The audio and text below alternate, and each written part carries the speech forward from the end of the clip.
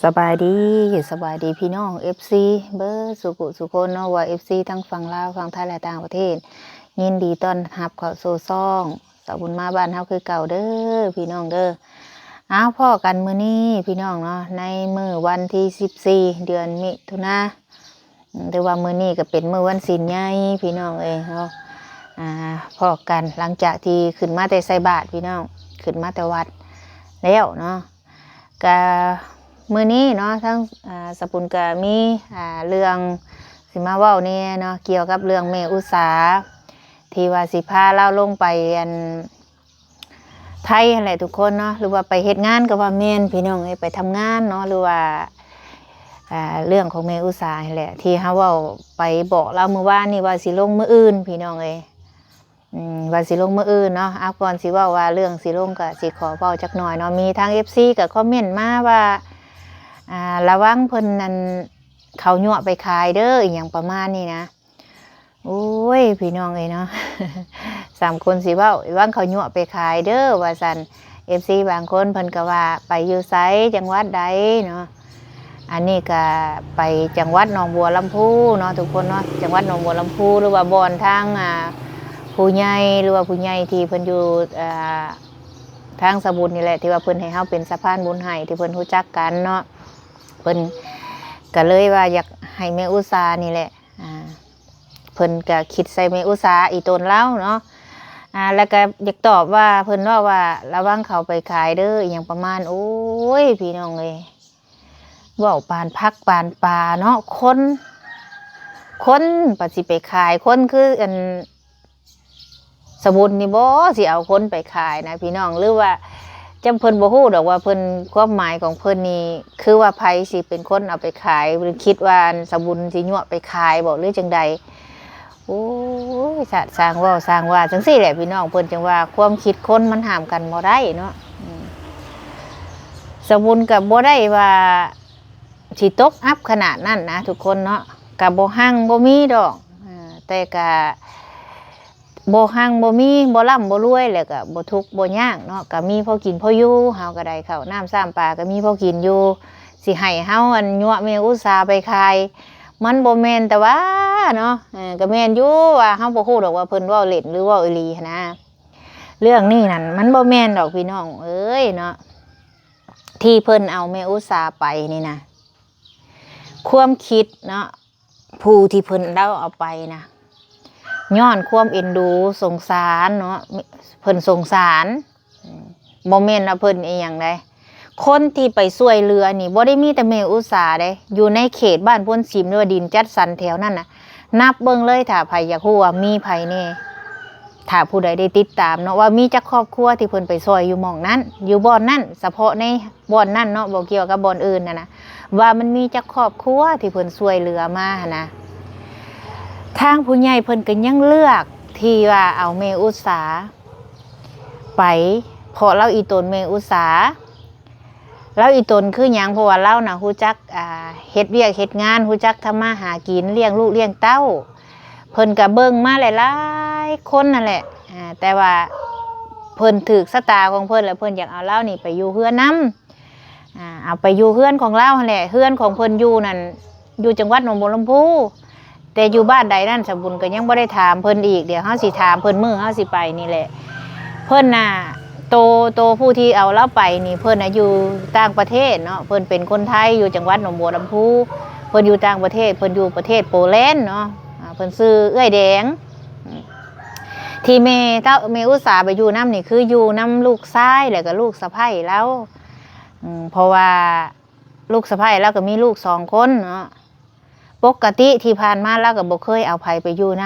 ำที่เราอยากเอาแม่อุตสาห์ไปนะคือหยังคืออีตนเราอยากให้เรามีกินมีอยู่เพราะได้เลี้ยงลูกเลี้ยงเต้าเราประมาณนี้แหละเพิ่นก็เลยว่าเลือกเอาแม่อุตสาห์เนาะคนก็หลายอยู่ในทุกคนเพื่อเราสิเอาแม่อุตสาห์ไปนี่บ่แม่นว่าเบิดเงินน้อยเด้ทั้งเฮ็ดบัตรเฮ็ดเบอร์ทั้งสิแปลงน้ำทั้งซื้อแนวข้าวน้ำจ้ามปลาไปให้ที่สบุญไปแต่ละมื้อนะแล้วเพิ่นก็ต้องเบิดเงินเพิ่นได้บ่แม่นว่าคันเพิ่นอยากได้คนงานนะเพิ่นก็บ่อึดเพียงแต่เพิ่นบ่จ้าง เพิ่นอยากจ้างแม่อุตสาก็คือหยังคืออีตนเล่าหั่นแหละที่ว่าเพิ่นช่วยมาแม่อุตสาแล้วเป็นคนรู้จักความแล้วก็บ่เคยเฮ็ดให้อันทางผู้รักผู้ใหญ่น่ะเสียใจเนาะที่ผ่านมานะเพิ่นเบิ่งเพิ่นว่าเพิ่นก็เลยคิดว่าแม่อุตสานี่คือที่ว่าที่สิไปเหมาะอยู่เฮือนเราว่าจังซี่อยากให้ไปเบิ่งเฮือนซ่านนี่แหละเฮ็ดแบบใดเฮ็ดงานทุกคนก็แคกน้ำเฮือนน้ำซ่านนั่นแหละปัดกวาดใบไม้ใบตอกมันหล่นนั่นแหละเนาะทุกคนเพิ่นก็เลยว่าเพื่อความมันมั่นใจเนาะเพื่อว่าบ่อยากให้ FC นี่เว้าถึงอีหยังแนวมันบ่ดับบ่ดีนะหลายคนเพิ่นก็ว่าให้เพิ่นว่าย่านเอาไปขายนี่แหละเพิ่นก็เลยว่าให้สบุญนี่ไปส่งแล้วจนฮอดเฮือนของเพิ่นนั่นแหละสบุญก็บ่เคยไปคือกันเนาะเฮาก็เว้าตามเพิ่นเว้ามาให้ไปส่งจนฮอดเฮือนฮอดซ่านจังสิได้เห็นเฮือนเห็นซ่านเพิ่นสบุญก็สิทำหน้าที่ตรงนี้ที่ไปส่งเล่าไปฮอดเฮือนผู้ที่ว่าเราไปเฮ็ดงานนำนี่สบุญก็สิพาทุกคนไปเบิ่งนํกันเพิ่นก็บอกว่าเพิ่นก็บ่ได้ร่ำบ่ได้รวยเพิ่นก็มีพอกินพออยู่เพิ่นก็เลยอยากช่วยในจุดนี้เนาะช่วยให้เพิ่นเฮ็ดเวียกเฮ็ดงานนะเพราะว่าเรื่องเฮือนซ่านกับผู้ใหญ่ใจดีเพิ่นสร้างมาให้เราแล้วก็ถือว่าเราก็เป็นบุญวาสนาของเราแหละที่มีผู้ใหญ่ยื่นมือมาช่วยเนาะเฮ็ดเฮือนเฮ็ดซ่านให้สำเร็จเสร็จสิ้นแหละคนเฮาน่ะพี่น้องเพิ่นเฮ็ดเฮือนให้แล้วเนาะเฮาสิมานั่งอยู่ถ้ากินน้ำไผบัดนี้มีเฮือนนอนแต่บ่มีเงินซื้อมันก็คือเก่าพี่น้องทุกคนนี่แหละคือข่อยก็มีเฮือนไปสิถ้าบ่มีเงินซื้อสิเอาเฮือนไปซื้อได้บ่นะทุกคนเนาะอันนี้ก็ต้องเข้าใจกันว่าทำมาหากินเพิ่นมีบ่อนสุขหัวนอนที่ผู้ใหญ่เพิ่นสร้างสาให้มีบ่อนสุขหัวนอนมีบ่อนพักบ่อนเช้าเงินคำเฮาก็หาใช้เองบาดนี้ที่เพิ่นเอาไปนี่คนก็มีหลายที่เพิ่นจ้องอยากเอาไปแต่เพิ่นอยากเลือกเอาคือแม่อุษานี่เราเห็นผ่านมาเนาะเราเห็นเราดูเรามันแล้วก็รู้จักสะอาดเฮือนซ่านเราเข้าไปนี่บ่มีบ่อนหกบ่อนเหือแล้วว่าแต่เฮือนอื่นนี่เวลาคนเข้าไปก็ถ่ายคลิปนี่บ่อยากสิเว้าเนาะคือทางสบุญนี่ก็หลายครอบครัวอยู่ที่สบุญนั้นซอยมาเวลาเฮาผ่านไปนี่บ่อยากสิเว้าพี่น้องหัวนี่จนบ่เห็นอันหัวนี่หัวนะจนบ่เห็นก็บ่แม่นเครื่องกินอีกบ่แม่นนั่นแนวกินอีกเป็นแนวสิกินบ่เป็นนะเฮือนเฮาก็หกอยู่แต่ว่าบ่ขันนั่นนะอันนี้เป็นบางครอบครัวเนาะเฮาบ่ได้เหมารวมเอาพื้นเฮาเว้านะทุกคนเนาะอันนี้ก็คือสิเข้าใจเนาะที่ว่าซาโตแบบว่าที่เฮาสิไปส่งเราเว้านัดกันว่าเป็นมื้ออื่นมื้อวันจันทร์นะทุกคนบัดนี้เนาะมื้อนี้ก็สิมาแจ้งไปเลยเนาะเพราะว่าเฮาเว้าเรื่องนี่ยาวเติบแล้วนะสิแจ้งไปเลยว่ามื้ออื่นนี่ก็มีการเปลี่ยนแปลงเนาะเรื่องแม่อุษานี่ก็มื้ออื่นนี่ถือว่ามีการเปลี่ยนแปลงยุติมื้ออื่นนะบ่ได้ไปเนาะมื้อวันจันทร์นี่นะยุติเป็นมื้อวันค้านเพิ่นว่าทางสบุญนี่ไปนัดแล้วว่าเป็นมื้อวันจันทร์ยุติมื้ออื่นนี่เป็นเลื่อนไปเป็นมื้อวันค้านก็คือหยังที่เลื่อนไปมื้อวันค้านเนาะก็คือทางแม่อุษาเรายังบ่พร้อมที่สิไปมื้ออื่นเพราะว่าเรายังค่าอีหยังของเราแหละเราบอกว่าเป็นมื้อวันค้านได้บ่แม่บุญว่าซั่นเราว่าจังซี่เนาะเฮาก็เลยว่าเอาที่เราสบายใจแล้วก็เอาที่แม่อุษาสะดวกทางสบุญนี่พร้อมว่าทุกสิ่งทุกอย่างขึ้นอยู่กับความพร้อมแล้วก็ว่าสิไปมื้ออื่นเราเลยว่าขอเลื่อนเป็นมื้อวันค้านได้บ่สบุญก็โอเคเนาะแล้วก็คุยกับทางผู้ใหญ่เพิ่นว่ามื้อวันจันทร์นี่บ่ได้ไปเด้ออาจจะไปเป็นมื้อวันอังคารเพราะว่าทางแม่อุตส่าห์เราเลือกมื้อนั้นเนาะก็เราก็สิมีเหตุผลของเราแหละแล้วก็สิบ่ทันแล้วเวียกแล้วหยังในเฮือนในซ่านนั่นแหละเนาะเป็นมื้อวันค้านบัดนี้เนาะหลังจากที่ฮู้ว่าเป็นมื้อวันค้านนี่มื้ออื่นนี่บ่ได้ไปนี่ทางผู้ใหญ่เพิ่นก็เลยว่าสิผูกแขนให้เราก่อนสิเดินทางเราอะสบุญเลยให้ผูกแขนให้แม่อุษาเนาะเราบอกนะให้ผูกแขนให้เล่าผูกแขนน้อยก่อนสิเดินทางมื้อวันค้านเนี่ยก็อยากผูกแขนผูกยังให้เล่านะก่อนสิลงเฮือนไปประมาณนี้นะเราว่าได้บ่เพิ่นถามทางสบุญก็ว่าได้เนาะก็บ่เป็นหยังเอาแบบว่าเราบอกว่าอันนี้ทางผู้ใหญ่เพิ่นเสนอมาเนาะบ่แม่นว่าเฮาเว้าเอาเองเด้แล้วเพิ่นก็ ให้ทางเฮาอันบอกแม่อุษาว่าเพิ่นสิผูกแขนน้อยให้มื้ออื่นว่าซั่นให้ทางแม่อุษานี่บอกผู้ที่ว่าช่วยเหลือเราแล้วก็เคยไปถ่ายคลิปแล้วผู้ที่เคยช่วยเราขึ้นมาแหละเฮ็ดเฮือนเฮ็ดซ่านให้เราแหละเนาะบอกขออนุญาตคือทางทีมงานเบาแสนสินะแล้วเพิ่นก็ให้รับไปเพราะว่าทางผู้ใหญ่ทางเบาแสนนี่เฮ็ดเฮือนเฮ็ดซ่านให้แล้วนะแล้วก็มีทางมันเบาเท่นี่แหละเนาะผู้ที่ว่าเคยไปถ่ายแล้วผู้ใหญ่เพิ่นตามที่เพิ่นเว้ามาเนาะแล้วก็ทางทีมงานเบาแสนเพิ่นว่าเพิ่นเว้าแนวนี้เพิ่นว่าให้ผูกแขนผูกกับผูกเฮาก็ว่าบ่เป็นหยังก็ประมาณนี้แหละพี่น้องเอ้ยเนาะแล้วก็มีหลายคนที่ว่าFC เพิ่นก็ทักมาหลังบ้านนำว่าแม่อุตสาห์สิไปปะเฮือนปะซ่านปะลูกปะเต้าบ่อีหยังประมาณนี้นะเฮือนก็ปะเมียนหั่นแหละเนาะแล้วก็มีคนมาดูแลหรือว่าตามที่ FC เพิ่นถามมาว่าไผมาอยู่เฮือนเราก็ว่าพี่น้องเราแล้วก็คนรู้จักกันเพิ่นไว้ใจได้สินะเฮาก็คันเพิ่นว่าโอเคเฮาก็โอเคนำเพิ่นเนาะแต่ส่วนลูกเต้าน่ะ FC ก็ว่าปะลูกปะเฮือนอีหยังประมาณนี้นะก็บ่ได้ปะพี่น้องเนาะไปทำงานก็เบิดบัตรหรือว่าเราไปแบบว่าอันนั้นแล้วก็แบบว่าเบิดกำหนดนะเบิดแบบว่าประมาณ